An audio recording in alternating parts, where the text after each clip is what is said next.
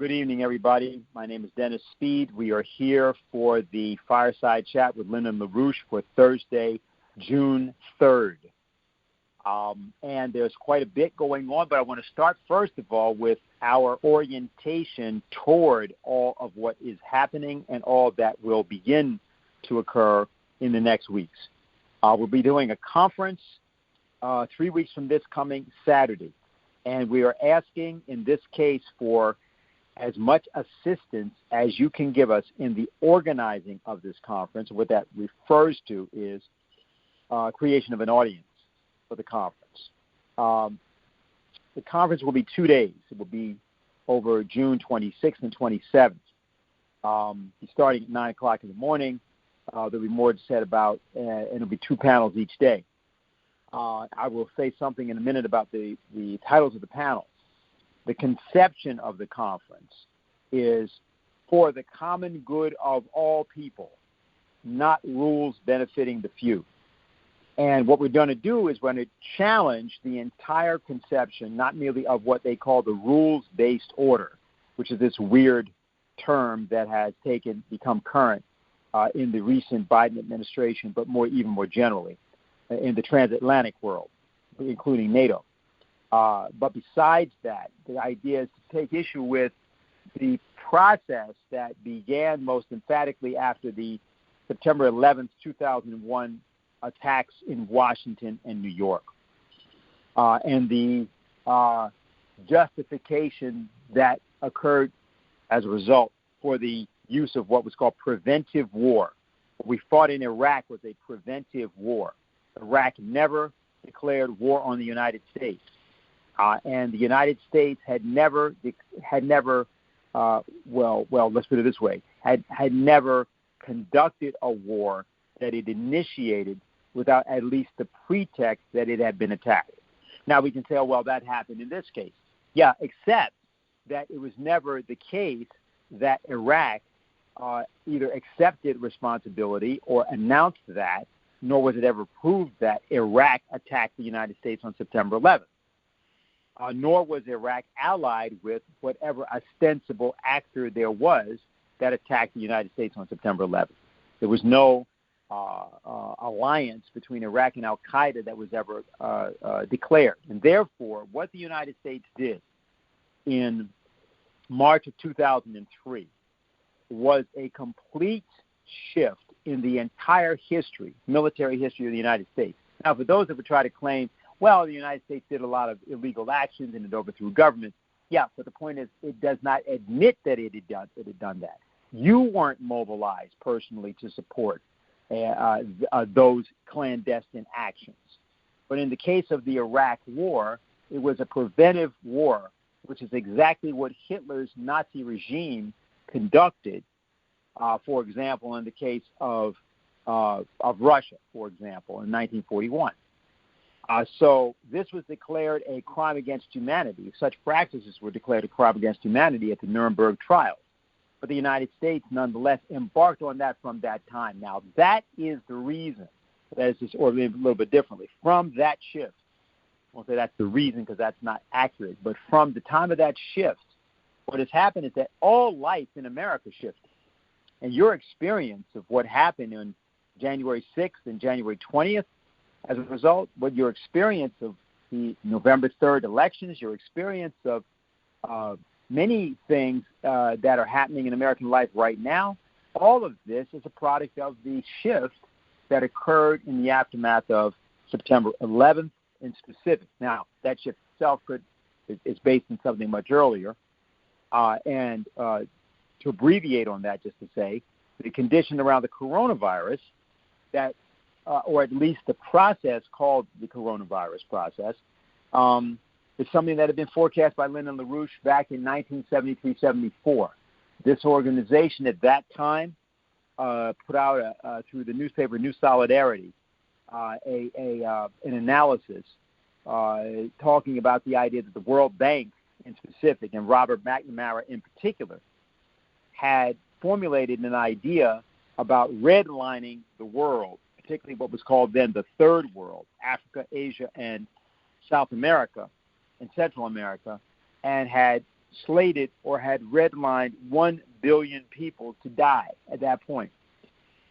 People that, resources would not go into these countries. They would be declared failed states, and you would just sort of let them wither and die. And from that point, what was made clear by us is that if such a policy were adopted, financial policies were adopted, that what you would get is the unleashing of pandemics. To be specific, if you adopt the financial policies that are associated with the Great Reset and the Green New Deal, the ones that are now going through the various banking systems of the world and being touted by people like Mike Bloomberg or former Bank of England Governor Mark Carney or other such individuals, if you go along with that, you are going to see, no matter what you do, no matter what you conclude about the coronavirus, you will see the unleashing of forms of pandemics in the aftermath of that will in fact not require to be biological weapons. That you're getting that because of the crazy financial policies. I say that because with the latest news about the latest attempts to create news around the coronavirus, it's important to keep that in perspective. Now, I just want to reference before I get into any details of that, because much of that can be done after Marcia's presentation. We want to get right to her presentation. So let me announce the panels of the conference for Saturday, June 26th, and then Sunday, June 27th. Now, the panels are subject to change in terms of which will be which day, but this is the likely way that the sequencing is going to go. Panel 1 would be the strategic panel, which is called Whom the Gods Would Destroy. This is taken from a Greek play. Whom the gods would destroy, they first drive mad. So, whom the gods would destroy. War with Russia and China is worse than mad. And MAD stands for mutual assured destruction. It's the name of the theory, nuclear war theory. It's been the warfighting strategy ever since the late 50s.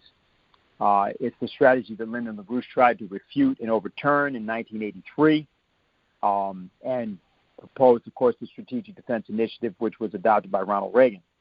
But nonetheless, that's still, at the moment, certainly by NATO, the policy that they pursue. So whom the gods would destroy.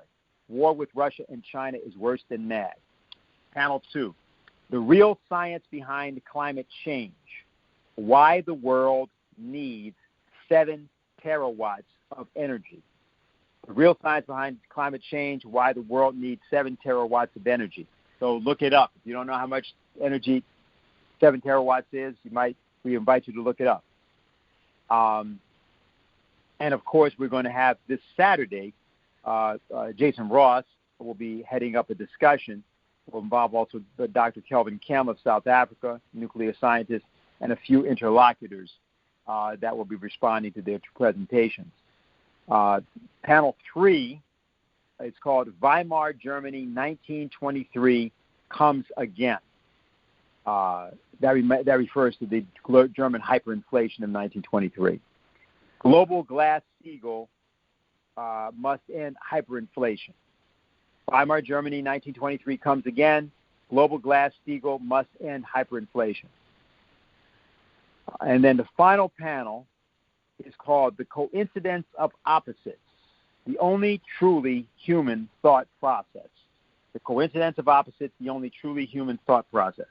So each one of the panels is intended to be provocative. The titles are intended for people to ask, what the hell does that mean? And we want to have as large an audience as is possible for our organization. And, of course, that means we could have a rather large audience, certainly in the thousands. So I think what I want to do is to go directly to Marcia. I will be announcing a few things around this coronavirus business, both what Donald Trump had to say about it, ostensibly had to say about it, and who beat him to the punch on it, which was British intelligence, Sir Richard Dearlove in particular. You know what we think of British intelligence, so that might tell you something about what we would think about the call for Donald Trump of $10 trillion in reparations from China. But we'll get to that, as I say, after Marcia's presentation. So I want to turn things over to Marcia at this point. Marcia? Hi, Dennis, and hi, everyone. Fine. what I will do is I'll start with a figure you mentioned, Dennis, Mark Carney, who's a very evil figure present day, and I'll end with a very fine figure who's made an enduring contribution to humanity, the gentleman in China named Yuan Longping, who died May 22nd at the age of 90. He was a very great crop scientist. So how do we put this together? Let's start with the evil side. This Mark Carney is hyperactive today. He's a banker, but not the kind of banker that you might be your third cousin who lives down the street and thinks he's green. He's a green banker because he doesn't eat meat. He drives an electric car. He only uses paper bags at the grocery store. No, this Mark Carney is a leading figure in the global control operations that are underway in the false name of climate science, saying that the earth is overheating, to actually end national sovereignty and to end the economic activity that's the basis for keeping people alive. In other words, this Mark Carney is a real killer.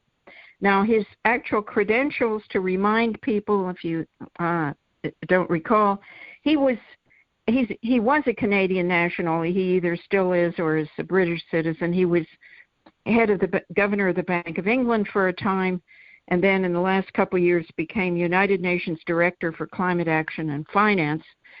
And he also is the British liaison for the next climate summit.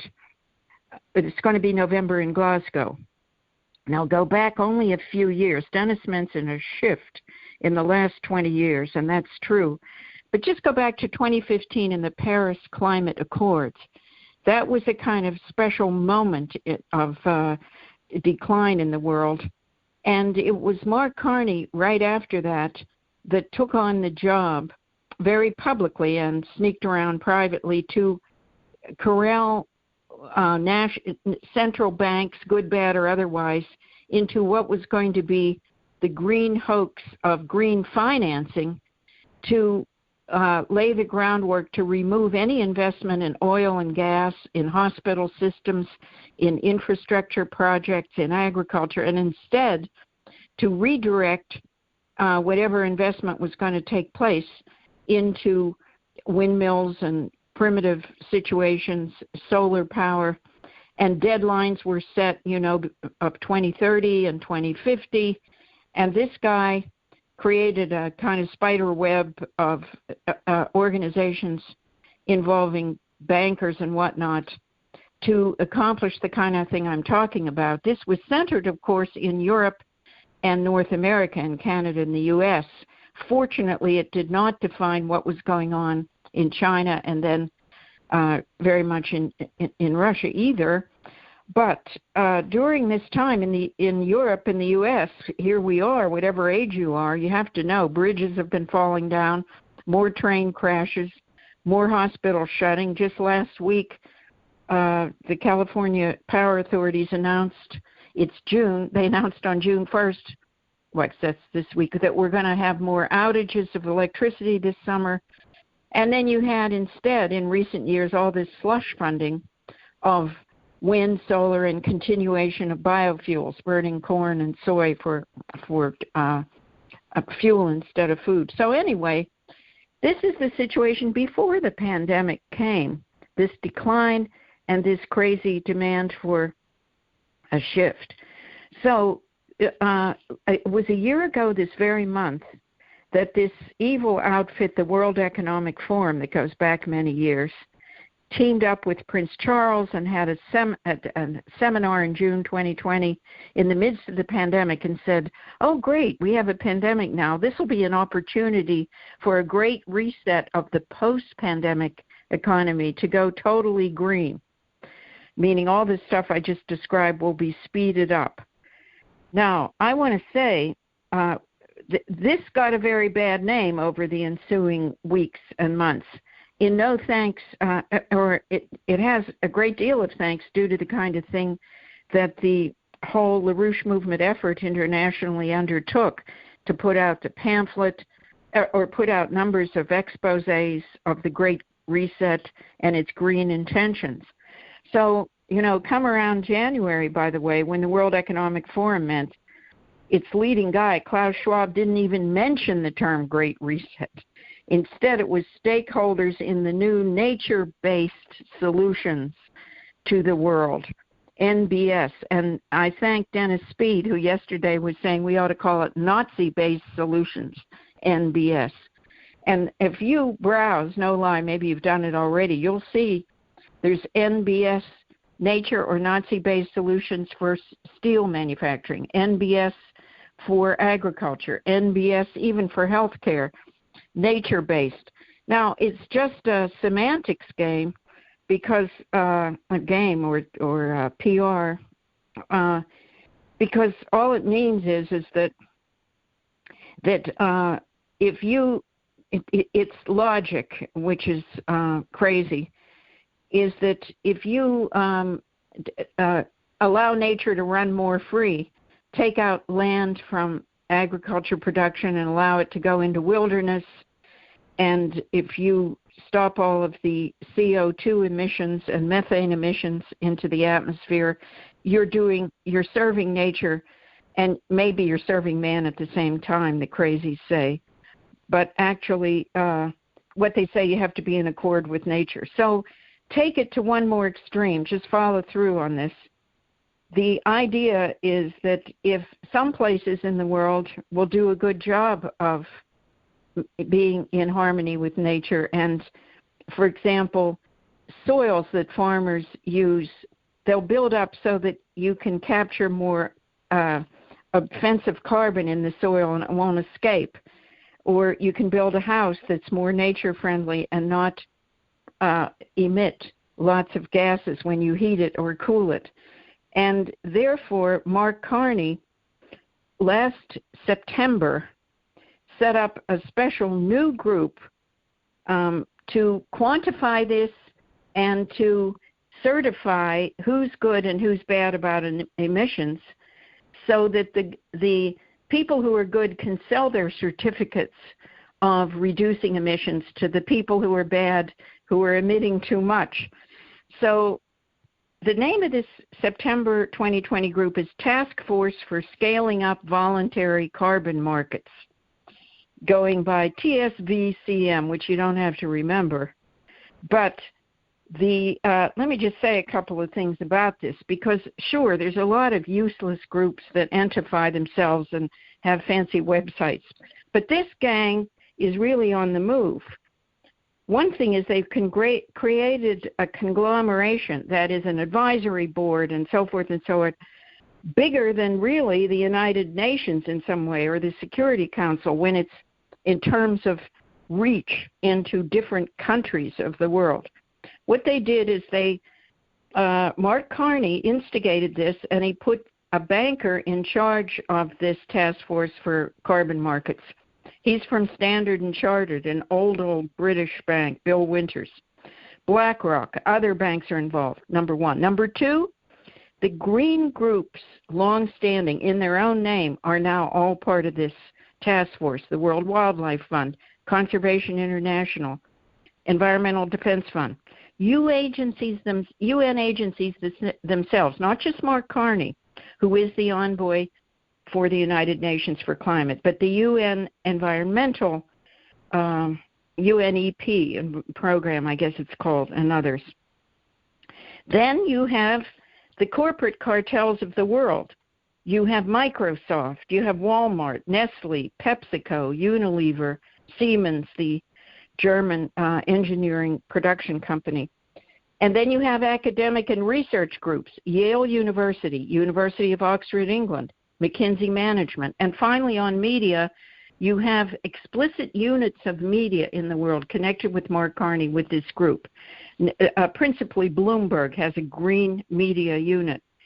Now, what this gang did, fast forward to near where we are right now, is they have been issuing papers and orders, although it's still not under the name of governments, but we'll get to that, throughout these different networks to say here's how you can measure if your subway system is what it's emitting, what your cars emit, what your buildings emit, what your livestock barns emit. And the goal that Mark Carney says is he wants to have trading in this, as I alluded to, by the end of this year or very soon, organized trading on exchanges. So just to give an example, what would this look like? Well, United Airlines, which has resumed flying quite a lot now, needs aviation fuel. And so that means they're guilty of emissions, so they need to offset their emissions by credits. So they go to this exchange and they find that PepsiCo has a bunch of credits. They could sell them because PepsiCo already bought credits for Minnesota farmers who were certified as saying they won't plow their soil and disturb and release carbon except for every 5 years. That's called no-till. They won't till very often. So you have a nightmare of this kind of discussion and certification going on. There's a new thing called the American Carbon Registry that's been certified by the U.S. Aviation Association to go ahead and say, to keep a list of who really should be certified for carbon credits or not. And so what happens is Mark Carney puts it very bluntly. In April, he was at a banker event relative to Africa, and what he said at this event, he said, isn't it great? Africa and the developing world can cash in on the fact that they have a lot of undeveloped forest land and other land, so they can get a lot of accreditation for this and sell these credits for cash. As long as it's certified, they keep the land undeveloped. So here with something like 100 million people in emergency need of food as of April in Africa, 40 million in southern Africa and so forth, that's what this guy says. And they discussed the Congo River Basin, for example, which is the second largest in the world, I think, after the Amazon. This conference said, gee, it is a huge carbon credit windfall if it stays as it is, as a rainforest, and never gets developed. So we get the idea. Now, when I say fast forward, there's been a rush for implementation of this, and it's codified in different bills in Congress and especially in the European Union and Britain. It was a year ago, May, that the European Union put out under its Green New Deal. That's a Green Deal. No, the Europe doesn't have new in it. They had what they called farm to fork proposals for what farmers can and cannot do in the name of green. And it's so extreme, you've had thousands of farmers and their tractors demonstrating all last year up till this year against this stuff.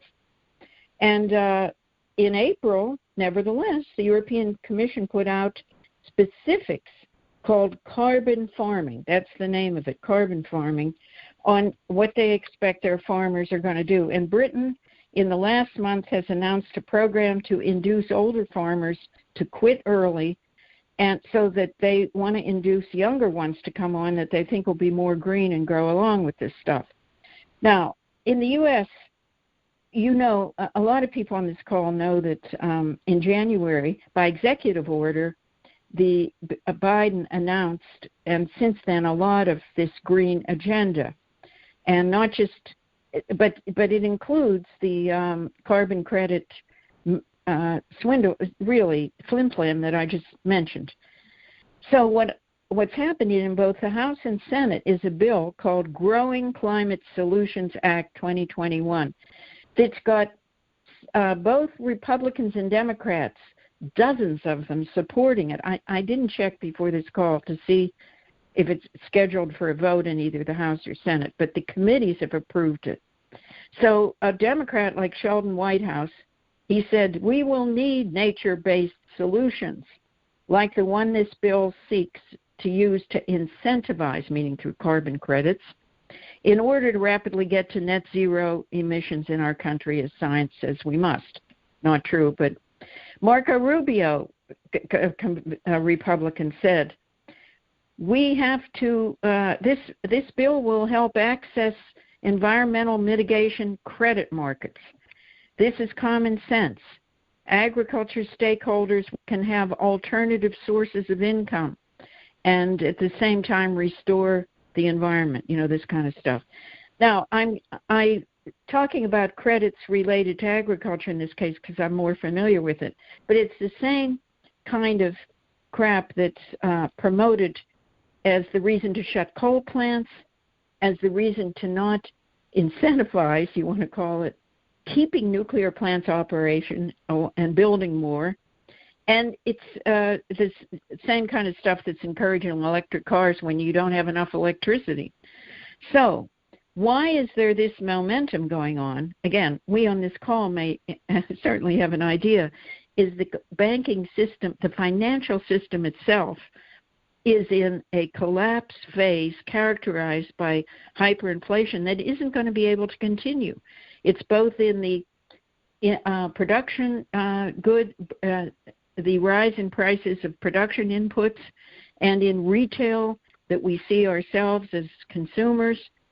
And this was warned against, of course, by Lyndon LaRouche most graphically a generation, 27 years ago, I think, in his 1994 when he did the heuristic diagram that's terrific, that you have to keep producing and your amount of money in circulation should relate to production, not go out of whack with it.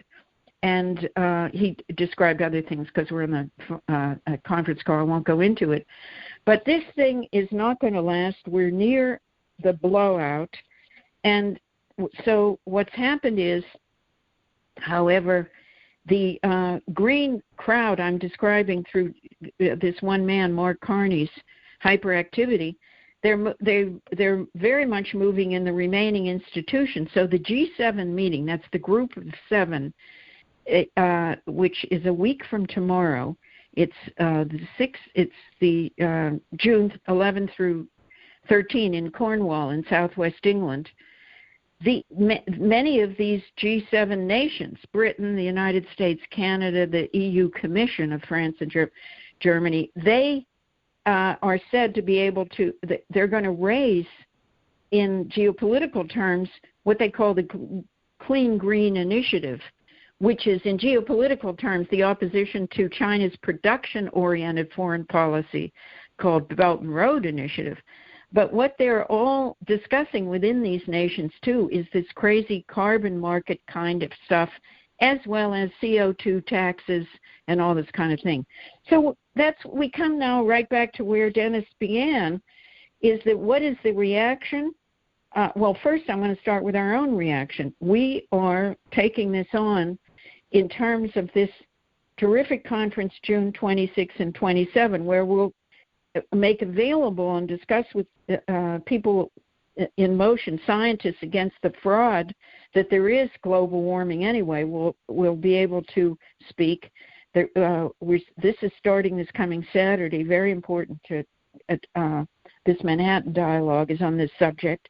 We'll be dealing with the real way to deal with this hyperinflationary financial breakdown crisis, re-regulate the banks through the principle of Glass-Steagall, through the other points of creating institutions to supply credit based on contributing to productivity, as Lyndon LaRouche in 2014 put out in what he called 4 cardinal laws. So we're doing that. Now, I wanted to just mention there are lines of resistance around the world that fortunately, and that show the human reflex against this, against both the fraud and against the idea of telling people to dry up and die off, like Mark Carney told Africa. Now, let me give 2 examples. The one thing in Cornwall, that's that beautiful part of southwestern England on the channel there, there's going to be a farm tractorcade, maybe hundreds or thousands or at least many, with big tractors to protest the G7 by British farmers. And because because they are really, their issue, I want to describe that, is that Britain, which isn't in the EU now after Brexit, Britain is planning all kinds of free-for-all trade with Australia and Britain, with Canada and Britain, with the U.S. and Britain, that would actually ruin British farmers, and the British farmers are saying, we're not going to have it. We're just, we're tired of you bums. And the point is, another thing they're saying is, why should we go along with your green orders to us about how we should farm, and our older farmers should quit and all this stuff, when all you're doing is bringing in imported food from other countries that are going green. Now, that's a kind of wimpy argument, but I'm bringing that out for a reason, because come back here in the U.S., we likewise have very vocal, active opposition to part of this green agenda. It happens to be out west, and I didn't go into it, but there's such a thing as the 30 by 30 plan that's been around for some years, but it means by 2030, 30% of the land and water of the United States, or wherever else you're talking about, some other country, should be taken out of either agriculture or mineral or any human use and turned wild, because this is so-called nature-based solutions, Nazi-based solutions, NBS. And that was announced January 27 by Biden. So 15 or more attorneys general, led by Missouri, have filed a lawsuit against it. This is against the welfare of people, which it is. In addition, Pete Ricketts, he's the governor of Nebraska, he's leading the charge that we won't put up with this. It's against our right and liberty to do what we want with our land and water. By the way, Nebraska is the biggest irrigated agriculture state in the nation. They exceed California, mostly because California, with drought, has ceased building we need the Western Water Project. But anyway, Ricketts is having 2 town halls this coming week. He just had 2 town halls. And you're getting a lot of action. Now, again, what is the issue? He and others are taking a lesser road and saying the issue is our civil rights, our liberty to do what we want, because the federal government in Washington is engaged in overreach. They are. He's quite right. But there's a larger truth to this.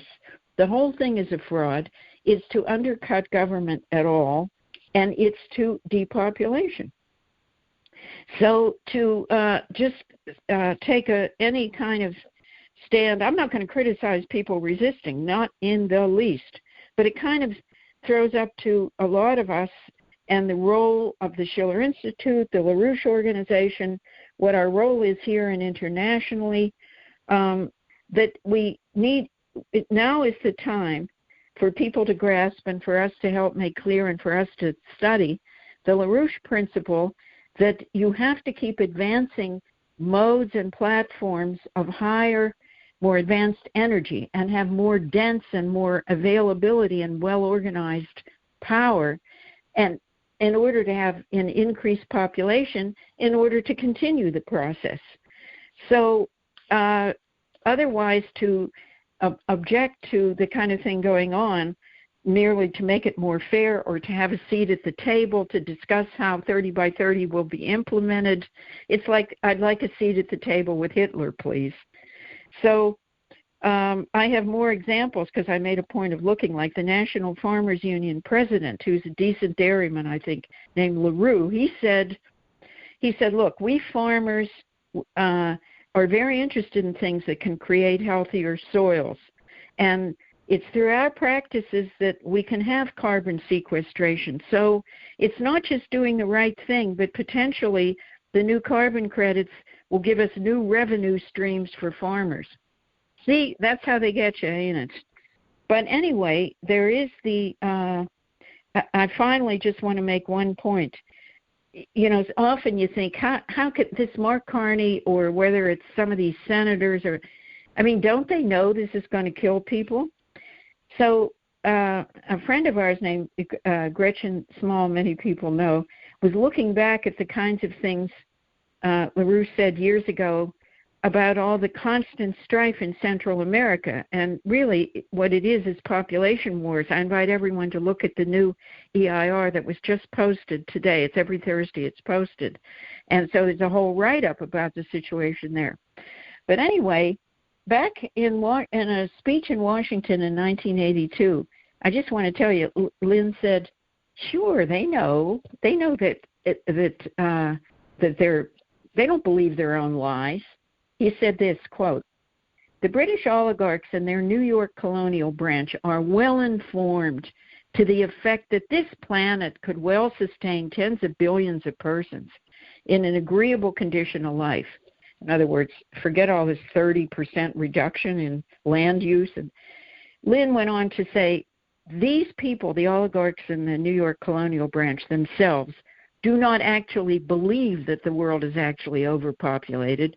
Rather, they know that the measures of technological development of the developing nations needed to meet the needs of those populations would, if they started happening, that would mean unleashing forces of scientific and technological progress through which the oligarchical faction might forever lose its power over humanity. And he went on about that. In other words, if you allow this to happen, the British monarchy is history. So finally then, to a positive person, as I said, I just want to invite people, I'm not going to go on about it, go ahead and look up anywhere the write-up of Mr. Yuan Longping. He, the Chinese gentleman, was born in 1930 and he died May 22nd. And he is a crop scientist among the greats, Norman Borlaug, among others of that caliber, George Washington Carver, and he was beloved in China, I'm glad to say, during his life. But what I want to point out is, in the 1950s, anyway, this gentleman was educated in agronomy. He had training in crop science and how to make crop improvements. And he had experience in the 1950s in Mao Zedong's Great Leap Forward when you had famine and many people died. He said, I saw people fall by the side of the road dead just from starvation. So anyway, in the 60s, what happened is he knew about the great advances that Norman Borlaug had made in wheat and in corn. There were advances through the Green Revolution based in Mexico from the International Center for Improvements in Wheat and Corn. It was set up by Henry Wallace in the 1940s. And the Chinese gentleman knew that, and rice was the real challenge because it's hard to crossbreed. It's kind of self-pollinating. I am not going to go on about things I don't know about. But the thing is, it has a lot of challenges in how you could hybridize or crossbreed it to get a higher yielding result. But he succeeded in 1973. 1974, it was started to be spread throughout China. And then to this day, it's over 20% of all the world rice is from that particular breakthrough. So this guy's known as the father of rice. And like China today has only 9% of the total land of the world, but it feeds 20% of the world's people. And Mr. Yuan Longping, he went on in the 1990s to set up his own company called the Yuan Longping High-Tech Agriculture Company. They worked in Pakistan, they worked in Africa, and they developed super rice. Some of the math is fun. In the year 2000, you could get about 10.5 tons per hectare. That's 2.5 acres or so. And they kept improving it so you could, instead of 10, you could get 18 tons by 2019. And he kept working on rice in other respects, like it would tolerate salty soils, and showed tremendous things in Dubai. But in Africa, he's especially beloved as well. And I can end by saying, we often say in recent times, not when we're talking about the famine, that we should vastly increase food both for emergency use, but for reserves, for ample food. We should double food production. And he wrote about that. He said just a year or so ago, you have 820 million people in the world who don't have enough to eat. If you take my hybrid rice and plant half the world's current cultivated paddy rice fields, which is about 350 million acres, The additional yield can feed 500 million of those people. That's the way to go, and that's what they're afraid of happening. So I'll stop there, Dennis.